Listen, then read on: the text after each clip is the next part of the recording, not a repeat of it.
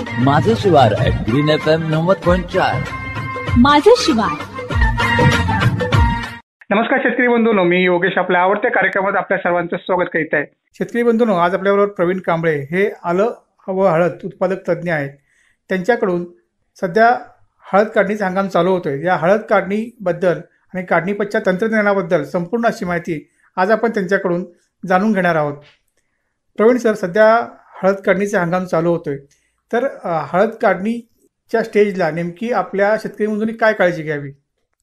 नमस्ते शेतकरी बंधूंनो, मी प्रवीण कांबळे. आता तुम्हाला हळद काढणी व उत्पादन तंत्रज्ञानाबद्दल थोडंसं सांगणार आहे.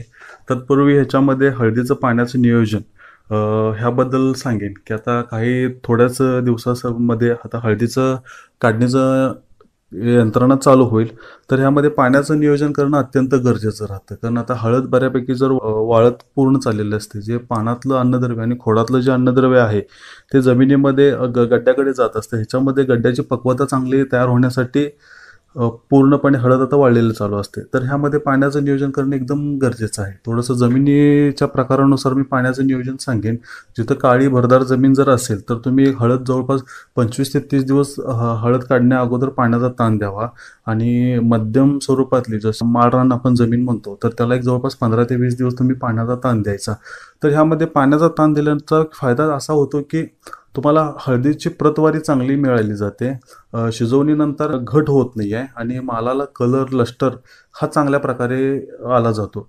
तर बऱ्याच शेतकऱ्यांचा असा गैरसमज होतो की हळद थोडीशी वाळायला लागली की थोडंसं शेतकरी बैचेन होतात की हळद वाळायला लागले, मग थोडंसं पाणी दिल्यानंतर जे काय अन्नद्रव्य खाली जात असतं ते पूर्ण वर रिवर्स गेल्यानंतर हळद परत हिरवी होते. तर तिथं आपल्याला उत्पादनाचं पूर्ण नुकसान होतं. आणि थोडासा गड्डा हा कसा राहतो की ओला राहतो गड्डा. म्हणजे ओला थोडक्यात सांगेन की शिजवताना ती पूर्ण त्याची घड होते आणि त्यानंतर त्याला गड्ड्याला नाही पुढच्या साईडला फुटवा यायला चालू होतं. तिथं आपण वजनामध्ये नक्कीच नुकसान होतं आपलं वजनामध्ये त्याचं. तर तसं न करता तुम्ही जवळपास जमिनीच्या प्रकारानुसार जिथं वापसा कंडिशन लवकर येते तिथं तुम्ही 15 ते 20 दिवस पाण्याचा ताण द्या. आणि जिथं वापसा कंडिशन उशीर येते तिथं जवळपास 25 ते 30 दिवसाचा तुम्ही पाण्याचा ताण दिला तर तुम्हाला निश्चितच त्याचा चांगला फायदा होऊन जाईल तुम्हाला त्याच्यामध्ये. म्हणजे काढणीच्या आधी पाणी व्यवस्थापन फार महत्त्वाचं आहे असं तुमचं म्हणणं आहे. परंतु हळद काढणी योग्य झाले हे कसं आपल्या शेतकरी बंधूंनी ओळखावं आणि काढणी करत असताना कोणती काळजी घ्यावी?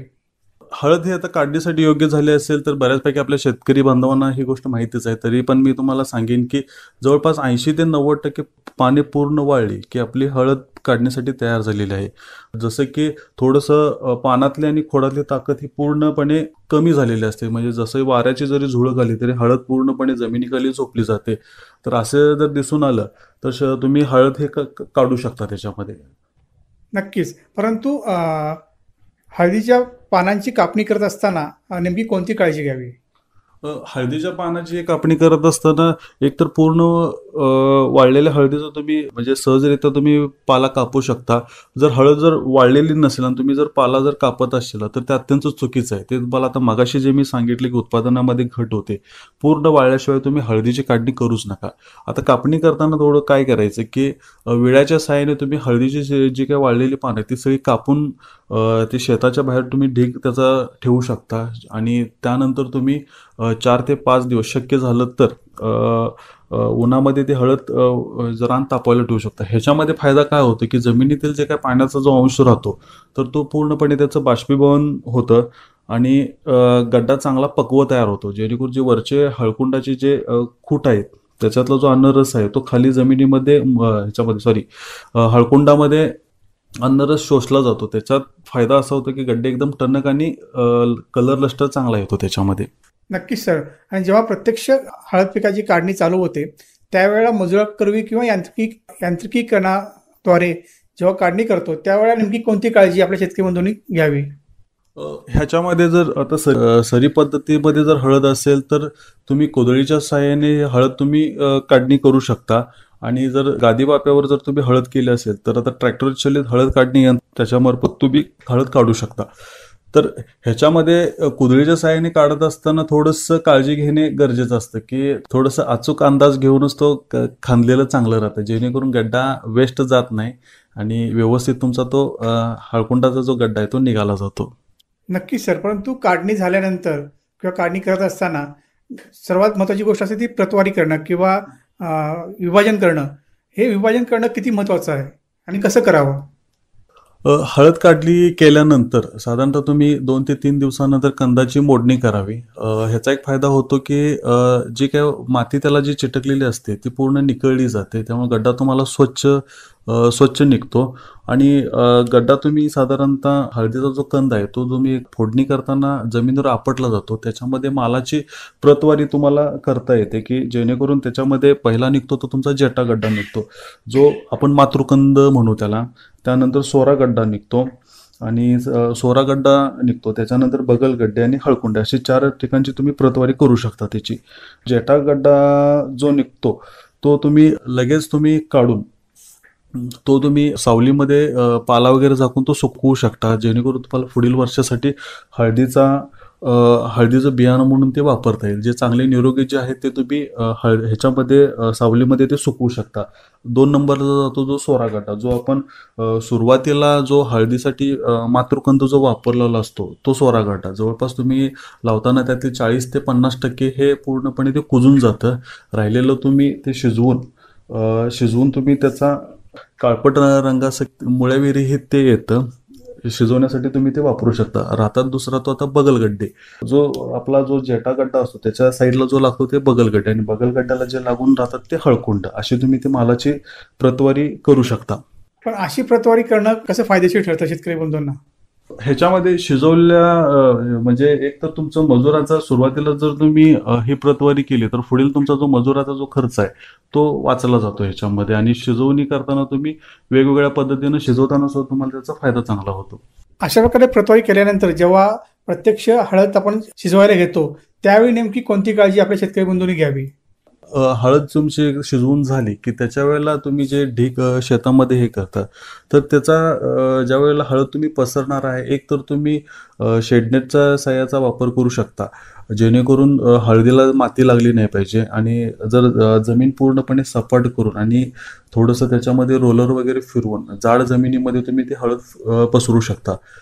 पसरताना थोडंसं काळजी अशी घ्यायची की जाड थरामध्ये तुम्ही ते शिजवलेले जे काही गड्डे आहेत ते पसरायचे नाहीत. त्याचा उपाय काय होतो की त्याचं बाष्पीभवन लवकर होत नाही, गड्डे थोडेसे काळपट पडायला चालू होतात आणि वाळवायला दिवस तुमचा कालावधी जास्त होतो. साधारणतः 3 ते 4 इंचाचा तुम्ही थर रचून तुम्ही ते हळद पसरून वाळवू शकताय. साधारणतः उन्हाच्या ह्याच्यानुसार तुम्ही दिवसमान ठरवू शकता, तर कमीत कमी तुम्ही 12 ते 14 दिवस ही हळद तुम्ही वाळवू शकता. नक्कीच 12 ते 14 दिवस हळद वाळवू शकतो. परंतु हळद कुकरमध्ये शिजवताना ती पूर्णपणे शिजली आहे हे आपल्या शेतकरीमधून कसं ओळखायचं? थोडंसं आता हळद जी पूर्णपणे शिजलेली जी आहे की नाही, जी स्टीम जे देतो आपण साधारणतः 15 ते 20 मिनटं एका बॅरलला आपण स्टीम दिलेली असते, त्याच्यामध्ये 15 ते 20 मिनटामध्ये पूर्ण शिजली जाते हळद. तशी थोडंसं मी आता गावठी पद्धत अशी सांगेन की थोडेसे तार थोडी घ्यायची आणि ते तार जे शिजलेले जे गड्डे आहेत किंवा हळकुंड आहेत त्याच्यामध्ये बरोबर तुम्ही मधोमध जरी ती तार दाबली तर पूर्णपणे ती इझीमध्ये गेली तर तुम्ही समजू शकायचं की हळद पूर्णपणे शिजलेली आहे. नक्कीच सर, तुम्ही मगाशी उल्लेख केला की 12 ते 15 दिवस हळद पूर्णपणे शिजलेली हळद पूर्णपणे सुकून घ्यावी. अशी सुकवलेली हळद जेव्हा आपण पॉलिश करायला घेतो तेव्हा पॉलिश करत असताना कशा पद्धतीने पॉलिश करणं गरजेचं आहे आणि त्यानंतर त्याची प्रतवारी कशी करायची? आता हळद शिजवल्यानंतर वाळवल्यानंतर मेन मुद्दा येतो तो पॉलिशचा. तर पॉलिश आपण का करतो की जे हळद वाळलेली असते त्याच्यावरती जे सुरकुतलेलं काळपट थोडंसं म्हणेन मी जे आवरण असतं ते पूर्ण साल जी निघण्यासाठी आपण हळद पॉलिश करतो. तर ते पॉलिश करण्याचा उद्देश म्हणजे हळदीला चकाकी चांगली येते, लस्टर त्याचा चांगल्या प्रकारे दिसला जातो, ह्याच्यासाठी आपण ते पॉलिश करतो. आणि साधारणतः पॉलिश झालेल्या हळदीला मार्केटमध्ये दरही चांगला मिळतो.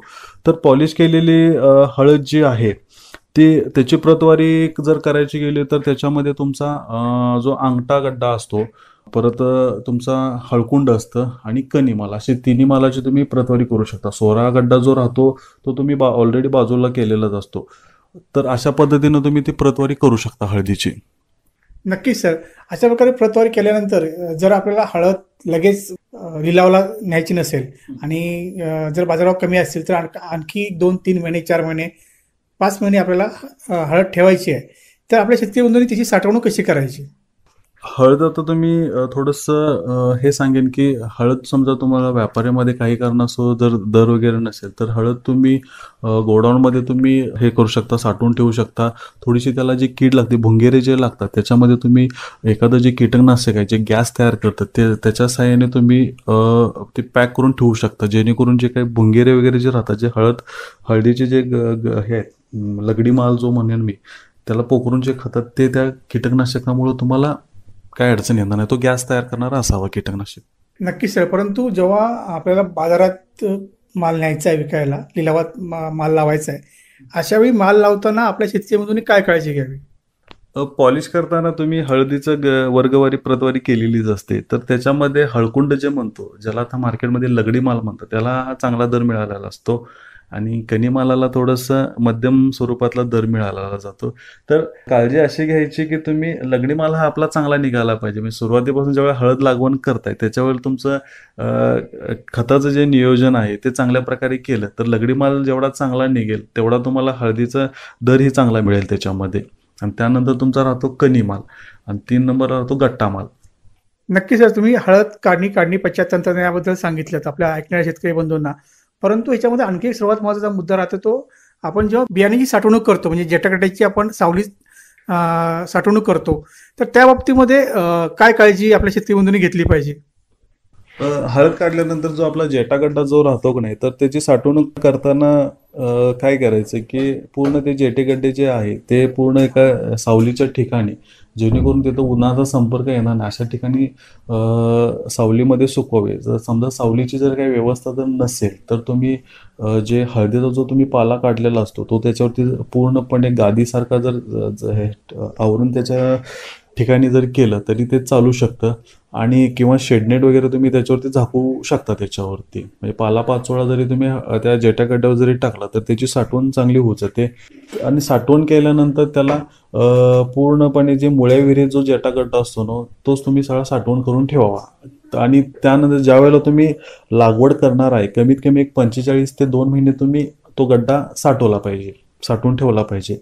आणि ज्या दिवशी तुम्ही लागण करणार आहे त्याच्या 15 ते 20 दिवस अगोदर त्याला पाणी मारून त्या बियाण्याची सुप्तावस्था तुम्ही मोडू शकता. मग अशा प्रकारे बियाण्याची साठवणूक करणं गरजेचं आहे. आता शेवटी आमच्या ऐकणाऱ्या शेतकरी बंधूंना या हळद काढणी पश्चात तंत्रज्ञानाबद्दल काय सल्ला द्याल? हळद हे एक प्रकारचं कमी कालावधीतलं चांगलं नगदी पीक आहे आणि ह्याचा कमी कालावधीमध्ये चांगलं उत्पादन देणारं पीक आहे.